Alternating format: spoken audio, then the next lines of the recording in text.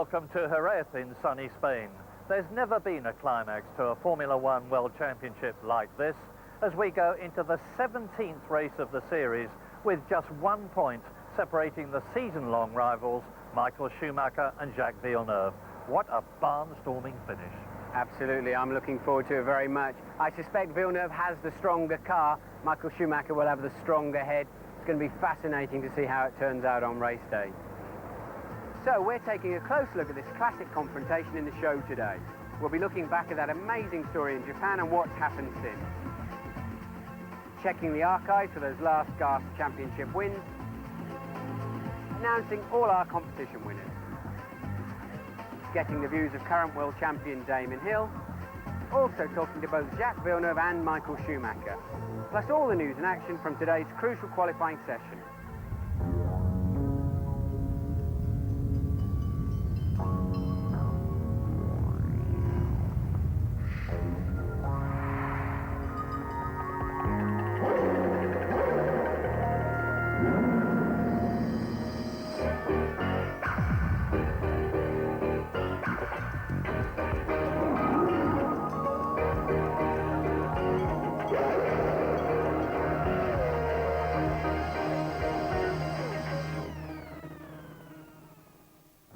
What an incredible race it was in Japan. I've never seen one like it.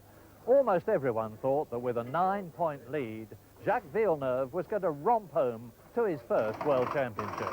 But it wasn't like that. Listen to Louise Goodman. This is the moment that the Formula One title race plunged into chaos and controversy. Saturday practice at Suzuka, and Jos Verstappen comes to a halt. The yellow caution flags come out, but are ignored by Jacques Villeneuve and 5 other drivers as marshals attend the stranded Tyrrell. Japan was always going to be a scrap between the big two, and unaware of the grenades smoking away in the steward's room, Villeneuve, 9 points clear, needs just to outpoint Michael Schumacher to be champion. In qualifying, he duly puts him to pole. Stunning lap. So I think this is going to pop him onto provisional pole. Yes, Villeneuve moves up into provisional pole position. But as darkness falls, high drama. Villeneuve, already under sentence for previous infringements, is thrown out of the race. The man is stunned. Okay, so I just find it very difficult to accept, definitely. Villeneuve is reinstated pending an appeal, but he starts the race knowing that any points gained will probably be docked. He must somehow stop Schumacher scoring. And Villeneuve cuts straight across the front of the track, pushes Michael Schumacher to the side. Villeneuve's strategy is to hold everyone up, hoping that someone will emerge from the pack to beat Schumacher. But he's outwitted by brilliant driving from Eddie Irvine and supreme tactics by the Ferrari team. Midway through, Irvine donates first place to his teammate and the race on a plate. Victory for Ferrari, victory for Michael Schumacher, 10 World Championship points. After the race, there are no tears for Villeneuve from FIA President Max Mosley. He warns an appeal might backfire on Villeneuve and put him out of the Jerez race too. Williams get the message and withdraw. And so to the showdown in Spain. Villeneuve, brilliant and free-spirited, versus the cool, calculating genius of Schumacher. A last race finale between the season's 2 top drivers, and it promises to be a classic. Quite an amazing tale, but Jacques knew he was in the wrong. His in-car cameras caught the yellow flags waving vigorously, and he had been warned 3 times before, remember. A lot of people think maybe it was a little bit orchestrated for the sake of the World Championship, but at least here we are in Jerez with just 1 point between Schumacher and Villeneuve. But it's not the first time that the World Championship has been decided in the very last race. It's the way they all should be, head-to-head for the ultimate prize in motorsport. The final race of the season has been the decider 16 times in the 46 years of modern Formula One, with some of the greatest drivers taking the title chase right down to the wire. Juan Manuel Fangio, Mike Hawthorne and Jack Brabham all left it till the last in the 1950s, while Graham Hill and John Surtees took their time in the 60s. But the last 20 years have seen some of the most nail-biting finishes. A drenched Fuji had James Hunt take on the rain and Niki Lauda to clinch his world title in 1976. The Austrian couldn't handle the wet, leaving Hunt to land the championship by just 1 point. It was Ferrari and McLaren versus Williams in 1982. Keke Rosberg won the second of Frank's drivers' titles around the Caesars Palace car park at Las Vegas, seeing off John Watson and a young Alan Prost. A year later, Prost's bad luck hit again. The turbo in his Renault went west in South Africa, giving Nelson Piquet and Bernie Ecclestone's Brabham outfit their second driver's title. In '84, it was all McLaren. Teammates Prost and Lauda were neck and neck up to the decider at Estoril. Prost won the race, but Lauda cruised home in second place, enough to win the championship by just half a point. And who can forget Adelaide 1986? Nigel Mansell so near, yet so far. That tyre blowout gifting Prost the title. Fate denied another Brit in '94, again in Australia. Damon versus Michael, a championship decided by a suspect piece of driving in a year of tragedy and controversy. But Damon was to have it his way this time last year. Hill kept his nerve, Villeneuve lost his wheel. And Damon swept to a brilliant victory in Suzuka, emulating his father and taking the ultimate prize. So we've had some cliffhangers in the past, and we've got one now. Schumacher or Villeneuve? We'll see, but for now, it's competition time. And we've had a terrific response to our Ferrari contest. And here's the winner of that amazing prize to the Ferrari headquarters in Maranello. And there are runner-up prizes too. Also, just a reminder to cast your vote for the ITV Barclaycard Champion of Sport. The big award show is next Saturday night. Just call this number, 0891 333 333, to vote for your favourite British sports star of 1997. But now, back to the battle ahead, and who better to give his opinion about what's going to happen than the current world champion, Damon Hill, who's driving in his last race here for Arrows before he moves to Jordan next season. So, Damon, your last race as world champion, have you enjoyed it? I've enjoyed it a lot, actually. It's been particularly good. You know, the whole year I've had a lot of attention from being world champion. I've liked that a lot, but I would, from a competitive point of view, I would like to have been right at the front, and didn't get the opportunity except for once in Hungary, and so slightly disappointed in the competitive side, but actually being world champion was fantastic, and I'd like to do it again. Either Michael or Jacques is going to take over from you as world champion. How do you see that whole battle at the front? I wouldn't know which way to put money at the moment.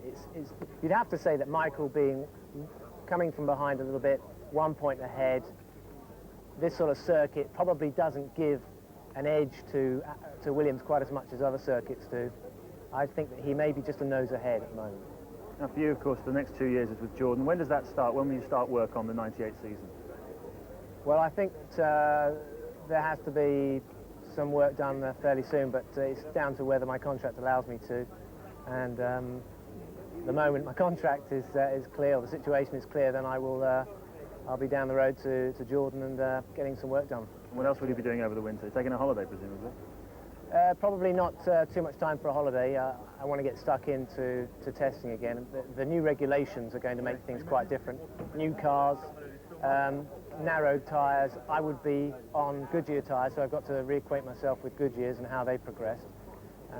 So there's quite a lot of work to do. And the Jordan boys are saying, when you ask them what you will bring to the party, it's the fact that on Sunday morning when they sit down and say, how are we going to win this race, you'll be able to provide them with an answer. Is that how you see it too? I hope so.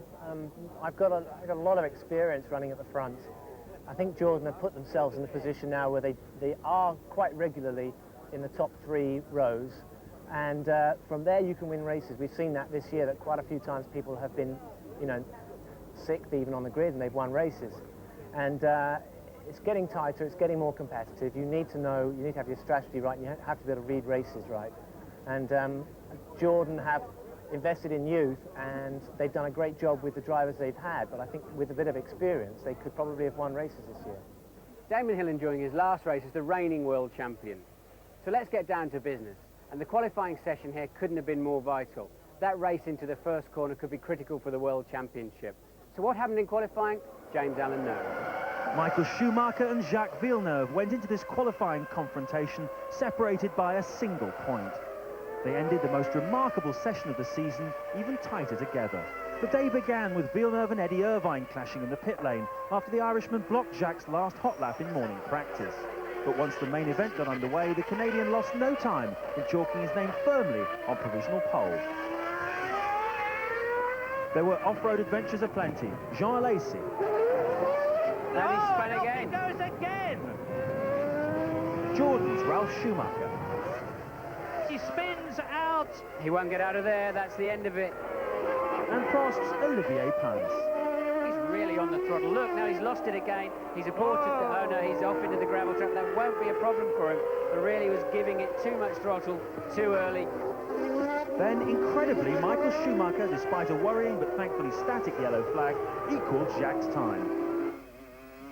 And over the line goes Michael Schumacher and moves up into second place with a time exactly the same as Jacques Villeneuve's to the nearest 1,000th of a second. Jacques went out again and looked on course to go even quicker, but then he pushed a little too hard. He's lost time there. He's lost time there. Well, the grass is nice and dry, but it's cost him a couple of tenths. That's a shame. More drama followed when Williams' Heinz-Harald Frentzen made a last-gasp effort for pole and joined the party, clocking up exactly the same time as well. It is amazing. I cannot believe this. Heinz-Harald Frentzen has done exactly the same time as Jacques Villeneuve and Michael Schumacher and stays therefore in third place. But as Jacques did it first, he's on pole, with Michael alongside him on the front row. Frentzen is third with a fabulous effort from Damon Hill in fourth. The McLarens of Mika Hakkinen and David Coulthard line up fifth and sixth. As for the other Brits, Eddie Irvine took seventh, Johnny Herbert was back in 14th place. An incredible day, especially for the front runners. Pole position-wise, it's been a good season, so that's been a good thing, but now what's important is to have a good start tomorrow. I've never seen it as close as that, all on the same time. Your heart must have been in your mouth. Well, it is surprising. If you weren't here, you probably would believe that it was made on purpose. But it makes for a great last race. Feeling pretty confident. Yeah, the car is very good, even more so on old tires, so I'm very confident. Frank told me I should go into the first row between Jacques and Michael, but it was not possible. You're 7th on the grid for the race tomorrow. How much help can you be from there? Well, unless I make an amazing start and Villeneuve makes a bad one, I get ahead of Villeneuve, very little. So you think Michael's on his own tomorrow? Pretty much so, but he's a good starter. We've been working on the starts, and I'm confident he should beat Villeneuve off the line, and we'll see. How much help can you be to Jacques tomorrow? Well, I have to say Jacques is in a very good position to help himself. In my starting grid position, I have a good opportunity to watch the race from behind. I mean, Michael has got, at the moment, difficult help from Eddie. I think both guys in front have to look for themselves. What did you think of that qualifying session? Well, it's extraordinary. We were working out that even if they're all within about half a tenth of each other, you'd expect to see that about once every 150 years. To see it at this particular race is extraordinary. In fact, we were all saying to Bernie, you fixed that, you see. But in fact, the backup timing system, which is, that was all done with the transponders, backup system with the lights, gave exactly the same, but to the thousandth, which it doesn't always do. So it obviously was spot on. It's absolutely extraordinary. So what are your hopes for the race tomorrow?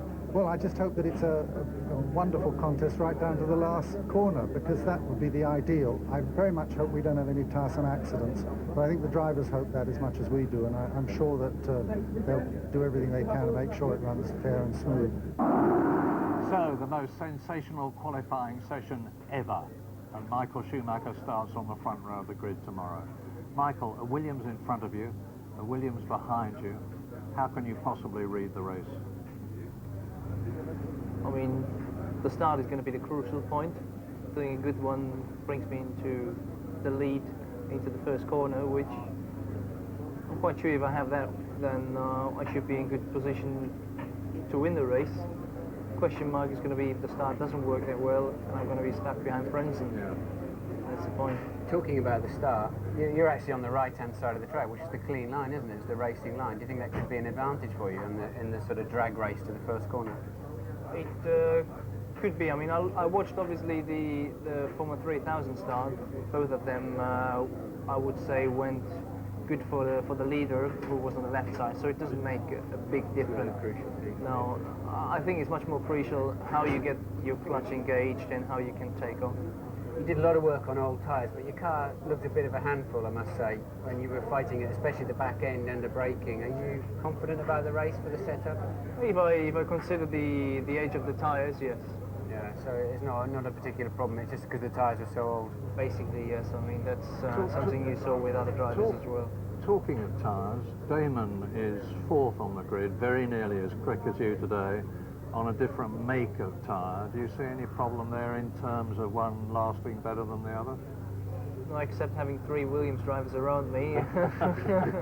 I don't. I mean, he has Bridgestone tyres, yes, and we know they're very good, but then I hope that the Goodyear is going to be prepared to withstand that. You had a sensational strategy in Japan. Have you got anything hidden up your sleeve for tomorrow? I hope I'm going to have an ace left on one side. The race strategy, Michael, is obviously going to be crucial as well, you know, assuming there's no incident in the first corner. How much of a part will you play in deciding if it's 2-stop or 3-stop or whatever? I mean, like you know, it's Ross and the whole team sitting together, and then we see the numbers and decide then what is the best thing to do. If I have a question mark or doubts, then he will answer them to me and we find an agreement. That's the way it works. It is not that you stand up and say, I want to do that or I want to do that. I mean, tomorrow you won't be a bit firmer than normal on this, because obviously it's very critical. It worked always the right way. Why should I be different than in the past? Yeah, I understand what you're saying, yeah. You have a good rapport, obviously, from car to pit, and you can react to the situation pretty I have quickly. a great trust in my team, and so far they have done a tremendous job all the time. There's no reason why I should think different now. Well, there we are, all the indications of a sensational Grand Prix tomorrow. You can watch it live on ITV starting at 12:30. But meantime, we're going to leave you with the man who would be king again. Don't break it. Got brass in pocket, gunpowder, I'm gonna use it. Intention, I'm feeling myself, gonna make you notice. The motion, What a man, what a driver, what an ace, what a world champion. no reason, just seems so pleasing. Gonna make you notice. Gonna use my arms, gonna use my legs, gonna use my style, gonna use my side self, gonna use my fingers, gonna use my imagination. Oh, 'cause I gonna make you see there's nobody else here, no one like me. I'm special, so special. I gotta have some of your attention. Give it to me, 'cause I gonna make you see there's nobody else here, no one like me. I'm special, so special. I gotta have some of your attention. Give it to me. 5, 4, 3, 2, 1, 0. Michael Schumacher wins the 55th Monaco Grand Prix.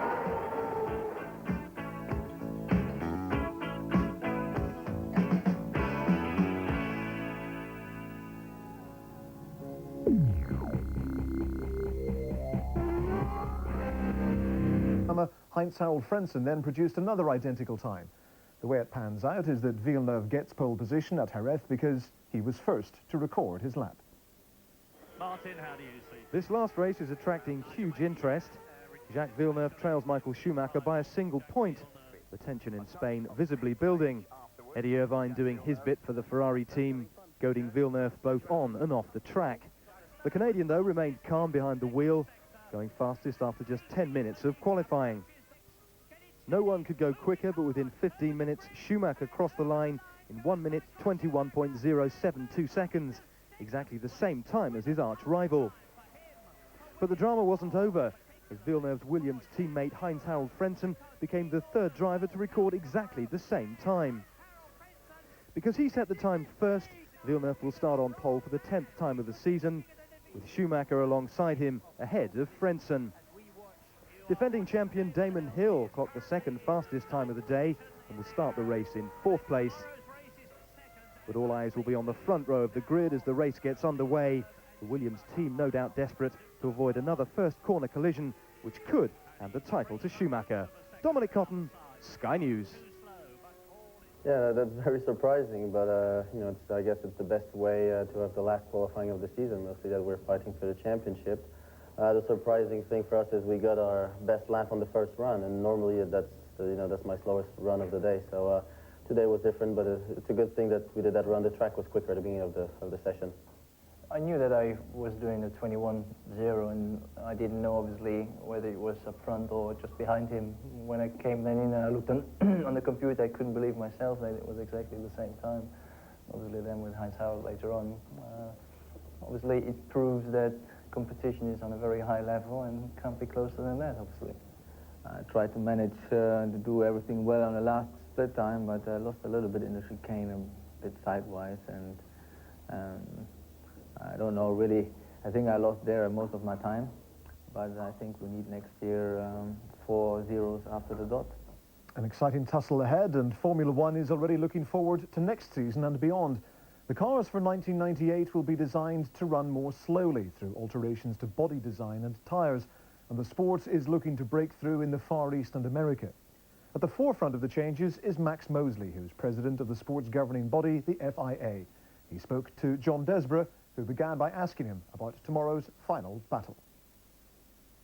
If Michael Schumacher wins in his Ferrari, what does a Ferrari World Championship driver mean for the sport? Well, I don't want to be facetious, but it's such a long time ago, 1979, the last time they won. It's very difficult to remember, but I think that it undoubtedly means a great deal, and it would be very beneficial to the sport if we have a German world champion and an Italian car. But the other side of it is, it would be equally beneficial, if not more so, to have a North American champion who is a major figure in North American racing, where the Formula One is probably weakest because they have so much native racing in the United States. So perhaps from an overall world point of view, Villeneuve might be more beneficial than Schumacher. One thing's for sure is that either of them, from our point of view, would be great. Now that you've been re-elected, what do you plan to do with Formula One over the next few years? Well, I think the main task is to try to keep the performance of the cars under control so that we don't lose any more of the great classic corners. The tendency in recent years has been for the cars to go faster and faster to such an extent that the circuits have changed, and if we go on like that, they'll end up as go-kart tracks. So I think we've got to stop that trend. Why do we not want them to go faster? Well, at a certain point they become too dangerous. We've seen that before. So we'll try to keep that balance, and then I think also we need to rationalize some of the sporting regulations so that there's less complexity, appeals about yellow flags and things like that, not really the best way to run the sport. What do the drivers think about that? Because they don't mind it getting too fast, do they? I mean, the faster it is, the better it is for them. Well, I think that's true. And of course, it's really, in a way, it's their job to do that. A racing driver, if you say to him, there are 2 cars, and one of them's quite dangerous, the other one's very safe, but the dangerous one's 2 seconds a lap quicker, they'll all get in the dangerous one, because that's what being a race, if you're not prepared to do that, you wouldn't be a racing driver. But I think the other side of it is our job, is to try to see that they leave the sport in one piece. And you can't guarantee that. It's a very dangerous sport. But I think we can go a long way towards it. To try and limit the speed, next year we have slightly narrower cars, and we get grooved tyres at the front and the back of the cars as well. And Johnny Herbert tested the car that he's going to drive for Sauber next year and said it was the worst car he'd ever driven, and it was unstable. Now, surely there should be some alarm going off somewhere about those cars. Aren't they going to be just as dangerous now? No, I mean, first of all, if it was unstable, it's because it wasn't properly set up, so he should go back and set the car up properly, and then that wouldn't happen. A number of other drivers have driven on the groove tyres, and once they've got the car properly set, they will tell you that it's just like driving one of the existing cars, only slower, which is exactly what we intend.